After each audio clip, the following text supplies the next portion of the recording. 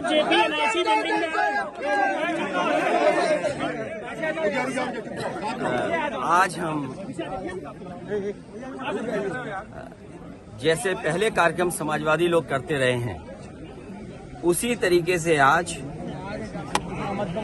जयप्रकाश जी को संपूर्ण क्रांति के नायक के जन नायक नेता के लिए हर वर्ष हम लोग आज की तारीख में आते थे और ये कोई पहली बार नहीं है कि इस जेपी समाजवाद म्यूजियम में हम लोग माल्यार्पण करने पहली बार आ रहे हों, लेकिन पता नहीं सरकार टीन की शेड लगा करके टीनें लगा करके दरवाजा बंद कर करके ताला लगा करके पता नहीं क्या बताना चाहती थी। ये वही जेपी हैं जिन्होंने संपूर्ण क्रांति का नारा दिया था और वो इसलिए दिया था कि उन परिस्थितियों में उस समय पर चरम सीमा पर महंगाई थी, चरम सीमा पर बेरोजगारी थी, चरम सीमा पर भ्रष्टाचार था और न जाने कितना उनके साथ देश के समाजवादी नेताओं को जेल जाना पड़ा, इमरजेंसी लगी। और जिस समय वो पीजीआई अस्पताल में थे उस समय जो उन्होंने जेल डायरी लिखी उसमें लिखा कि मैं कैसे सोच सकता हूं एक लोकतांत्रिक देश में इमरजेंसी लग जाएगी। उसमें न जाने कितने लोगों को जेल भेजा गया, कई लोग कई वर्षों रहे और उस पीड़ा को, उस तकलीफ और परेशानी को जीवन भर नहीं भूल पाए। लेकिन जो नारा दिया था संपूर्ण क्रांति का, जो जगाने का काम किया था, उसने परिवर्तन लाने का काम हुआ और किया जनता ने। जनता की शक्ति के सामने सरकार की शक्ति का कुछ असर नहीं है।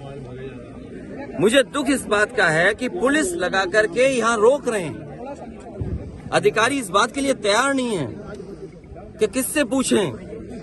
तो कम से कम ये देश की और प्रदेश की जनता जाने और लोग जाने आखिरकार कौन रोक रहा है, कौन रोक रहा था। इसलिए मजबूरी में जिस तरीके से हर बार माल्यार्पण करने हम समाजवादी लोग आते थे, मुझे याद है जब उद्घाटन हुआ था नेताजी यहाँ आए थे, नेताजी से मैंने उद्घाटन करवाया था।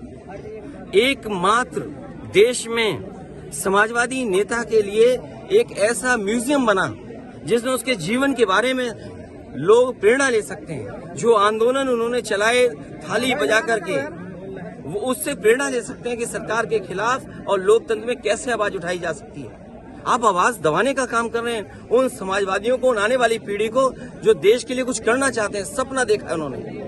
ये वही म्यूजियम है जो पूरे उनके जीवन के बारे में बताता है, उसको बंद कर रहे हैं। अपनी कौन सी नाकामी छिपा रहे हैं, अपनी कौन सी ऐसी चीज छिपा रहे हैं जिससे जनता को नहीं आने देते।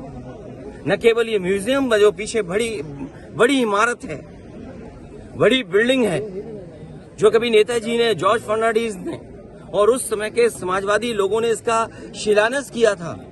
एक सरकार आई जिसने काम नहीं होने दिया, उसके बाद समाजवादी सरकार ने, पिछली सरकार ने इसको शुरू किया और न केवल भारत में बल्कि अगर ये बिल्डिंग बनकर के तैयार हो जाती तो दुनिया में एक पहचान बनती बिल्डिंग की कि हाँ, जेपी के नाम पर जिसने इतने बड़े देश के लोकतंत्र को बचाने का काम किया, लोगों को जागरूक किया और एक आवाज दी उन्होंने। और मुझे लगता है कि देश की जनता को एक बार फिर इस सरकार की ताकत के खिलाफ लड़ना होगा और बिना जनता की शक्ति के लोकतंत्र, समाजवाद और सेक्युलरिज्म बचने वाला नहीं। जो आवाज उन्होंने दी थी संपूर्ण क्रांति की, मुझे उम्मीद है कि सभी समाजवादी लोग मिलकर के आने वाले समय में लोकतंत्र बचाएंगे, समाजवाद बचाएंगे, संविधान बचाएंगे और उस संविधान को बचाएंगे जो बाबा साहब भीमराव अम्बेडकर जी ने हम सबको दिया है। और जिस समय बाबा साहब भीमराव अम्बेडकर जी का दिया हुआ संविधान इन्होंने बदल दिया, उसी दिन समझ लें हमारी आजादी भी ये लोग छीन लेंगे।